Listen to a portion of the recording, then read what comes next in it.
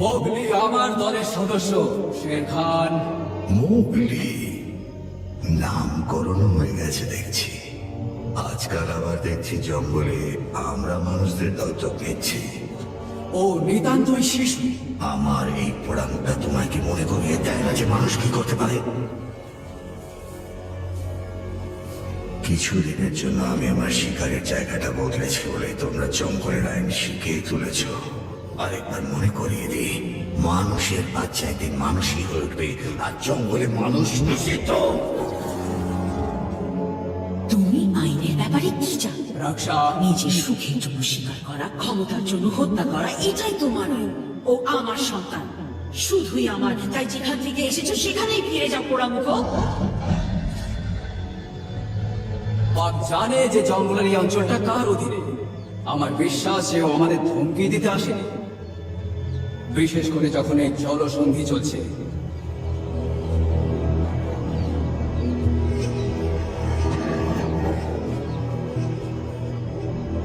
না, যে আইন আমাদের রক্ষা করার জন্য বানানো হয়েছে তাকে আমি শ্রদ্ধা করি, কিন্তু একটা কথা মনে রেখো, পরিবর্তন প্রকৃতির ধর্ম। বর্ষাকালও আসবে, নদীর জলও বাড়বে, শান্তিশীলা জলে ডুবে যাবে, সেই সবই জলসন্ধি।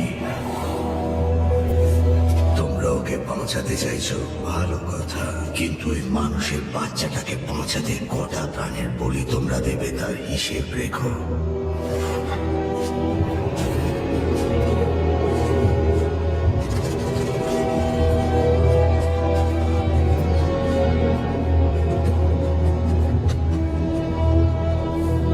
কটা প্রাণের বলির হিসেব, সেই হিসেবটা বোধহয় কারোরই জানা নেই।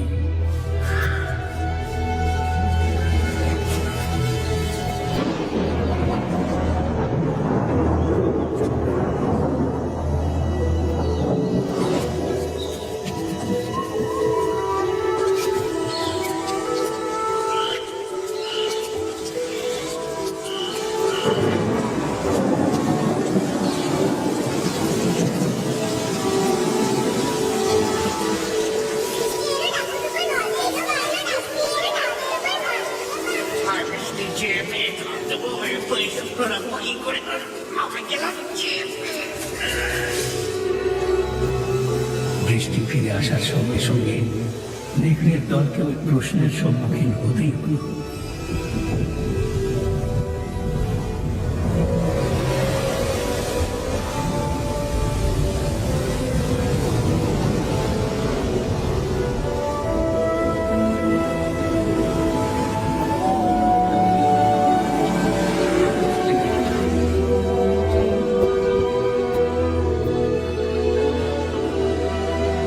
বেশ কিছুদিন ধরে নেকড়েদের মধ্যে তর্ক বিতর্ক চলতে থাকলো।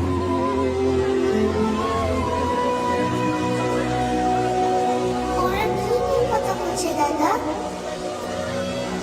এত মতবিরোধ দলের মধ্যে আগে কখনোই দেখা যায়নি, কিন্তু শের খানের হুমকি উপেক্ষা করার উপায় ছিল না।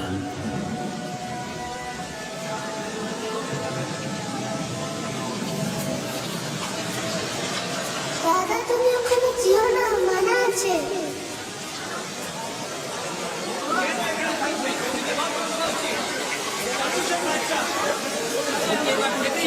মোগলিকে